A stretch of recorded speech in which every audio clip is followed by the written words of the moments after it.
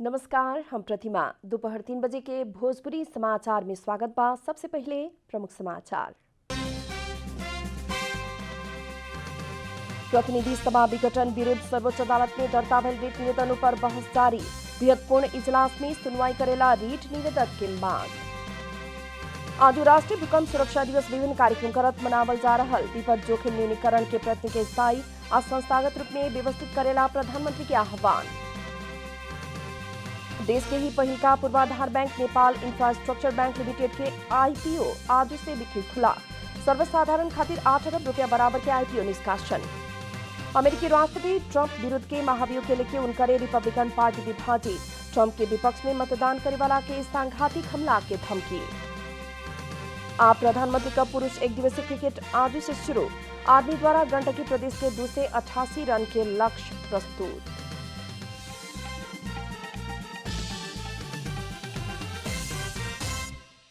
आप पूरा समाचार। प्रतिनिधि सभा विघटन के विरुद्ध सर्वोच्च अदालत में दर्ता भइल रिट निवेदन ऊपर के सुनवाई आज हो रहल बा। प्रधान न्यायाधीश चोलेन्द्र शमशेर जबरा तथा न्यायाधीश सपना मल्ल प्रधान, विश्वम्भर प्रसाद श्रेष्ठ, अनिल कुमार सिन्हा और तेज बहादुर केसी के संवैधानिक इजलास में सुनवाई हो रहल बा। संवैधानिक इजलास में सुनवाई करे के या बृहत्पूर्ण इजलास में सुनवाई करे के कहे वाला विवाद अभी भी नहीं खेवराइल। आज उहे मुद्दा के सुनवाई कहाँ करे के कहवाला क्षेत्राधिकार के ही विषय में बहस होखी। रिट निवेदक 13 मध्य 11 जने बृहत्पूर्ण इजलास में सुनवाई करे पड़े के मांग करत पूरक निवेदन दिले बाटे लोग।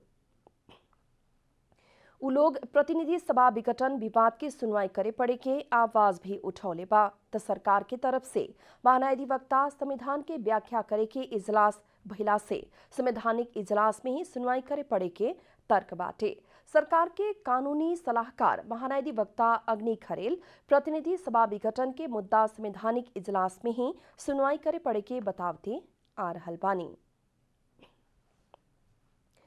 आज 23वां राष्ट्रीय भूकंप सुरक्षा दिवस देश भर विभिन्न कार्यक्रम आयोजना करके मनावल जा रहल बा। विक्रम संवत 2055 साल से माघ 2 गते के राष्ट्रीय भूकंप सुरक्षा दिवस के रूप में मनावे के शुरू कल गेल है।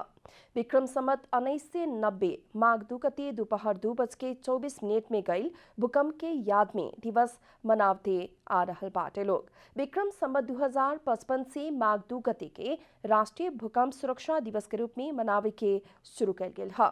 भूकंप के बारे में जनचेतना जगावे के उद्देश्य के साथ सरकार ई दिवस मनावे के शुरू कैला बाद विक्रम संवत 2072 वैशाख 12 गते शनिचर के 11:56 में गोरखा के बारपाक केंद्र बिंदु भइल भूकंप से करीब 9000 लोग के मृत्यु भइल त 8 लाख से बेसी निजी घर ध्वस्त होखे के साथ ही 200 से बेसी पुरातात्विक संपदा भस्कल रहे। दिवस मनावे के 77 जिला प्रशासन कार्यालय के निर्देशन देहल गृह मंत्रालय जानकारी दिले बा। प्रधानमंत्री केपी शर्मा ओली संघ प्रदेश आ स्थानीयता ओही लेखा माथत के निकाय के विपद जोखिम न्यूनीकरण के प्रयत्न सबके स्थायी आ संस्थागत रूप में व्यवस्थित करे खातिर आह्वान कैले बानी। 23वां राष्ट्रीय भूकंप सुरक्षा दिवस के अवसर में आज एक संदेश जारी करत उहाँ के ऐसन आह्वान कैनी है। भूकंप लगायत कोनो भी विपद के कारण से हो सके वाला जनधन के क्षति न्यूनीकरण करेला एक ढिक्का होके लागेला प्रधानमंत्री के आग्रह बाटे। 2072 साल के भूकंप के क्षति से देश अभी भरखरे व्यवस्थित होके के क्रम में रहल आ ओ भूकंप से बहुते बड़का पाठ सिखावल संदेश में उल्लेख कल गेल बा। भूकंप पश्चात पुनः निर्माण के काम तनिक सा अबेर करके पूरा करे लागल आ पुनः निर्माण मजबूत ढंग से फेरू ना ढले किस्म से संपन्न करे के बहुते हद तक सफल भइल भी जनावल गेल बा। ओही लेखा नेपाल से विपद जोखिम न्यूनीकरण तथा व्यवस्थापन ऐन 2074 लागू कल गेल आ ऐन से निर्देश कैल बमोजिम राष्ट्रीय विपद जोखिम न्यूनीकरण तथा व्यवस्थापन प्राधिकरण भी गठन भइल संदेश में उल्लेख कल गेल बा। विक्रम संवत 1990 साल माघ 2 गते गैल शक्तिशाली भूकंप के याद करत प्रत्येक बरस माघ 2 गते के दिन भूकंप सुरक्षा दिवस मनावल जाला। नेपाल कम्युनिस्ट पार्टी दाहाल नेपाल पक्ष के बीएफए से शुरू भइल स्थायी समिति के बैठक आज जारी बाटे। नेपाल कम्युनिस्ट पार्टी नेकपा के कार्यालय पेरिस्टाणा में शुरू भइल बैठक में काठमाडौँ केन्द्रित आंदोलन के थप सशक्त बनावे खातिर जन परिचालन करे के निर्णय भी कल गेल बा। बैठक में आवे वाला आंदोलन कैसे आगे बढ़ावे के संगठन व्यवस्थापन कार्यकर्ता भेला निर्वाचन आयोग आ सर्वोच्च अदालत में हो रहल काम के बारे में छलफल करे वाला एजेंडा रहल बैठक के बाद अध्यक्ष माधव कुमार नेपाल जानकारी देहने नेपाल ओली पक्ष द्वारा निर्वाचन आयोग के आपन दावी सहित पत्र बुझावे के कौनो अर्थ न रहल प्रतिक्रिया भी दिले बानी है। 14वां इक्यान शैक्षिक मेला के आज से शुरुआत हो रहा बा। कोरोना वायरस संक्रमण के जोखिम के कारण मेला वर्चुअल रूप में आज से सोमवार तक सवेरे 10 बजे के संझिया 5 बजे तक संचालन होगी। मेला में करीब 1 लाख विद्यार्थी आ अभिभावक सब सहभागिता जनावे के आयोजक के आशा बाटे। मेला शुरू होने से पहले ही करीब 30,000 विद्यार्थी सहभागी होखेला ऑनलाइन मार्फत दर्ता करा चुकल बा। इक्यान हर साल विदेश अध्ययन करे चाहे वाला विद्यार्थी आ उलो के अभिभावक के लक्षित करत शैक्षिक मेला आयोजना करते आ रहल बा। विदेश पढ़े जाए वाला विद्यार्थी खातिर इस क्षेत्र खुला आ सुरक्षित रहल संदेश मेला से देवे लागल आयोजक के कहना बाटे। मेला में विद्यार्थी सब अपना से चुनल देश के शिक्षण संस्था शैक्षिक कंसल्टेंसी आ बैंक के प्रतिनिधि संगे जिज्ञासा रख के जानकारी प्राप्त कर सके लोग। इक्यान में 4 से 73 गो परामर्शदाता संस्था सब आबद्ध बाटे। विक्रम संवत 2061 साल से बांके के डुडुआ नाल में रहते आए 24 घर गंधर परिवार की कोहलपुर नगरपालिका आर्थिक वर्ष 2075-76 में 10 को आधुनिक घर निर्माण करके हस्तांतरण कैलक, लेकिन बाकी रहल। गंधर्व समुदाय के आर्थिक वर्ष 2076-77 में निर्माण संपन्न भइल घर हस्तांतरण करे के कहला पर भी अभी विवाद उत्पन्न भइल बा। बांके के डुडुआ नाल में रहते आयल 24 घर गंधर्व परिवार के कोहलपुर नगरपालिका आर्थिक वर्ष 2075-76 में 10 को आधुनिक घर निर्माण करके हस्तांतरण कैले रहे, लेकिन आर्थिक वर्ष 2076-77 में बनल 10 घर हस्तांतरण करे के समय में विवाद देखल गइल बा। डुडुआ नहर तीरे रहल गंधर्व बस्ती के नगरपालिका द्वारा हस्तांतरण करे के कहल गइल घर सब अन्य ठाउँ के व्यक्ति के देवे लागल कहत विवाद देखल गइल बा। हामी 24 वार्डलाई घर दिन्छौं भनेर हामीलाई आशामा राख्यो सर। अहिले त हामीलाई तपाईँले नै रे अन्त ओराकोलेलाई घर चाहिन्छ 10 घर अरु 10 घरलाई वितरण गर्ने भनेर एक्कासी निर्णय आयो। हाम्रो भनाइ के हो भने जसको चाहिँ जग्गा छ, जसको चाहिँ अलिकति बस्नको केही ठेगान छ भने त्यसलाई चाहिँ जनता आवासबाट घर पारियोस् र जसको वास्तविक छैन र त्यसलाई एउटा स्थानीय सरकार, एउटा प्रदेश सरकार, एउटा केन्द्रीय सरकारले त्यो एउटा निकाय बनाएर उलाई आवासको व्यवस्था गराइयो। कोहलपुर में पुरान और वास्तविक भूमिहीन अपने सब रहला पर भी जनप्रतिनिधि के स्वार्थ रख के अन्य व्यक्ति के घर हस्तांतरण करे लागल गंधर्व समुदाय के अगुवा के कहनाम बाटे। हिजो गन्धर्व भने देखेका त्यही डुडुवा खोलाको गन्धर्वहरूले मात्रै चिनाएको यो। आजसम्म यहाँ कोही गन्धर्व भनेर कोही बैगार थिए, कोही बेकार थिए, कोही के थिए। आज यहाँको स्थानीय सरकार, यहाँको वडापालिका, यहाँको नगरपालिकाको स्थानीय सरकारले उहाँहरूले के गर्न खोज्नु भएको र हिजोको दिन हामी जस्तो गन्धर्वलाई देखाएर आज हुने खाने उहाँहरूले केही पैसा खाएर हो कि के गरेर हामीलाई यसरी ओझेलमा पारिरहनु भएको छ। तराई समृद्धि विकास और नगरपालिका के सहयोग में 1 करोड़ 20 लाख रुपया लगानी में 10 को घर बना के उपलब्ध करावल गई और दोसर का चरण में 90,58,828 रुपया में थप 10 घर निर्माण कल गई। नगरपालिका के कहनाम बा नगरपालिका के मुताबिक घर विहीन आ अशक्त अपांग सबके हस्तांतरण करे के तैयारी भइला से कुछ अन्य परिवार भी समेटल गइल बा। जसको चाहिँ घरवासको साँच्चीकै खाँचो छ त्यस्तालाई हेरेर दिने भन्ने हाम्रो भनाइ हो। त्यसमा 1-2 जना अरू पनि पर्न सक्छन्, भारी समुदायको पर्न सक्छ, अर्को एकदमै अपाङ्ग असहाय कुनै चाहिँ त्यस्तो एकदमै त्रिपाल पनि टाँगेर 1-2 जना त्यसरी चाहिँ बसेका छन् भन्न चाहिँ सुनिएको छ।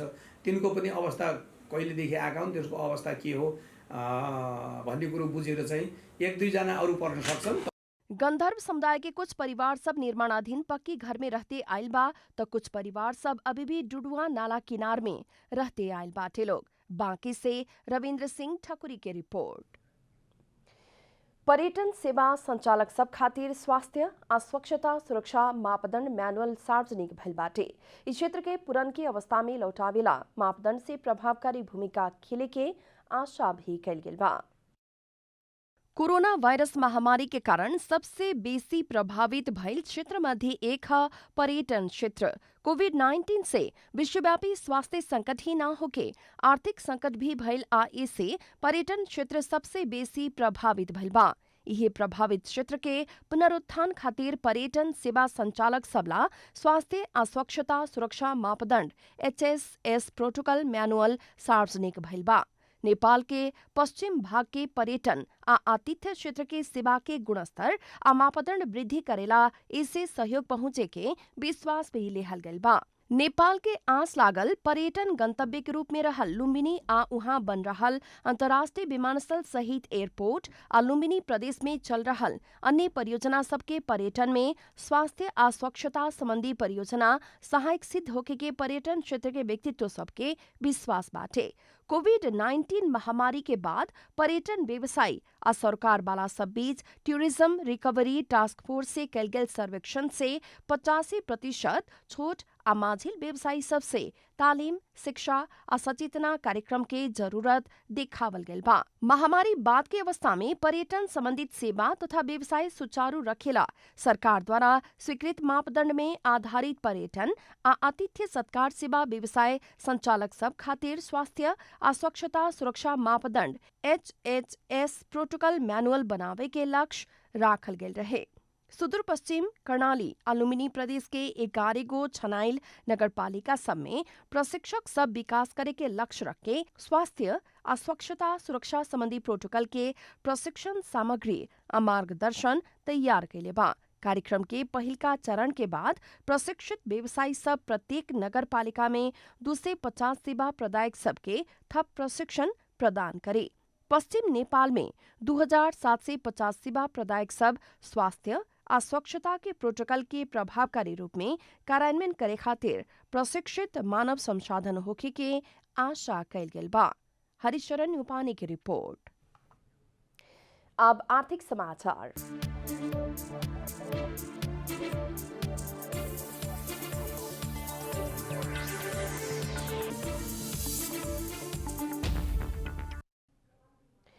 देश के ही पहिलका पूर्वाधार bank Nepal infrastructure bank limited आज से सर्वसाधारण खातिर 8 अरब रुपया बराबर के IPO निष्कासन कैले बा।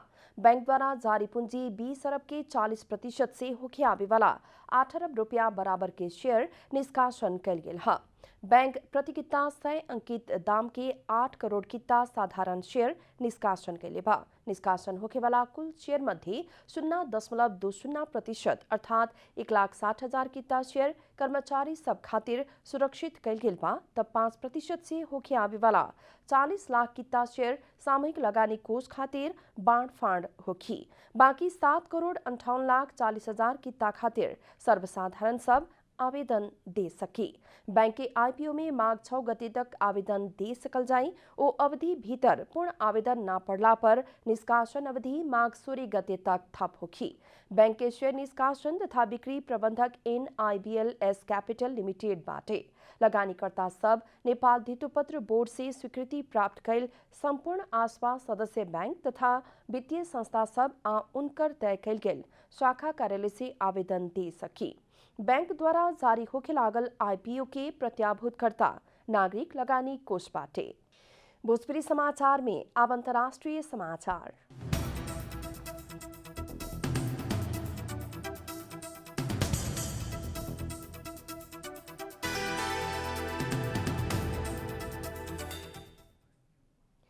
अमेरिकी राष्ट्रपति डोनाल्ड ट्रंप विरुद्ध के महाभियोग के लेके उनका रिपब्लिक पार्टी विभाजित देखल गेल बा। अमेरिकी कांग्रेस के निचला सदन में महाभियोग के पक्ष विपक्ष में भइल मतदान में 10 रिपब्लिकन सदस्य से महाभियोग के पक्ष में मतदान कैल गेल रहे। कांग्रेस में भइल मतदान में महाभियोग के पक्ष में भइल कारण कांग्रेस सदस्य लीज चीनी के राजीनामा के दबाव दिहल गेल बा।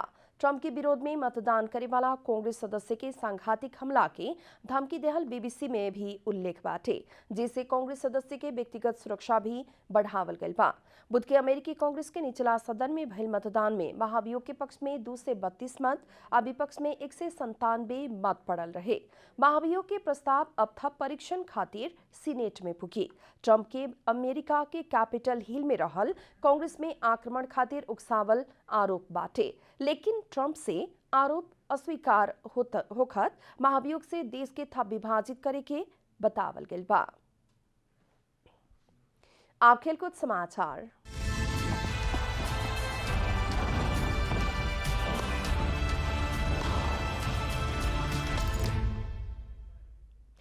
विभागीय टीम आर्मी गंडकी प्रदेश के बड़का लक्ष्य प्रस्तुत कैले बा। विनोद भंडारी के शतकीय इनिंग्स में आर्मी बड़का लक्ष्य प्रस्तुत कैलक ह। काठमांडू में आज से शुरू भइल प्रधानमंत्री का पुरुष राष्ट्रीय क्रिकेट प्रतियोगिता में आर्मी गंडकी समक्ष 288 रन के लक्ष्य प्रस्तुत कैले बा। टॉस जीत के पहले बैटिंग कैल आर्मी निर्धारित 20 ओवर में 6 विकेट गंवावत 287 रन बनौलक। उद्घाटन खेल में ही विनोद भंडारी शतकीय इनिंग्स खेलन। भंडारी 9 चौका और 5 छक्का के सहयोग में 111 रन बनौलन। वही लेखा राजू रिजाल 45 रन बनावल इनिंग्स में लोकेश बम 42 और राजेश पुलामी मगर 38 रन के योगदान देहलन। भीम सार्की 15, रोहित पौडेल 10 और हरिकृष्ण झा 14 रन में आउट भइलन।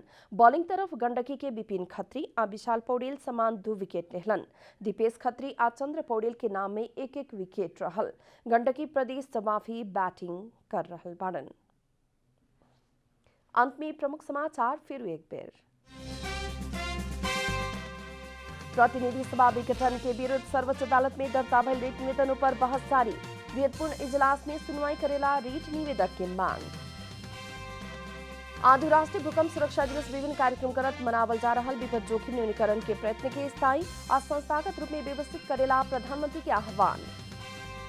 देश के ही पहल का पूर्वाधार bank Nepal infrastructure bank limited के आईपीओ आज से बिक्री खुला। सर्वसाधारण खातिर 8 अरब रुपया बराबर के आईपीओ निष्कासन। अमेरिकी राष्ट्रपति ट्रंप विरुद्ध के महाभियोग के लेके उनकरे रिपब्लिकन पार्टी विभाजित। ट्रंप के विपक्ष में मतदान करे वाला के सांघातिक हमला के धमकी। आप प्रधानमंत्री का पुरुष एक दिवसीय क्रिकेट आज से शुरू। आर्मी द्वारा गंडकी प्रदेश के 288 रन के लक्ष्य प्रस्तुत।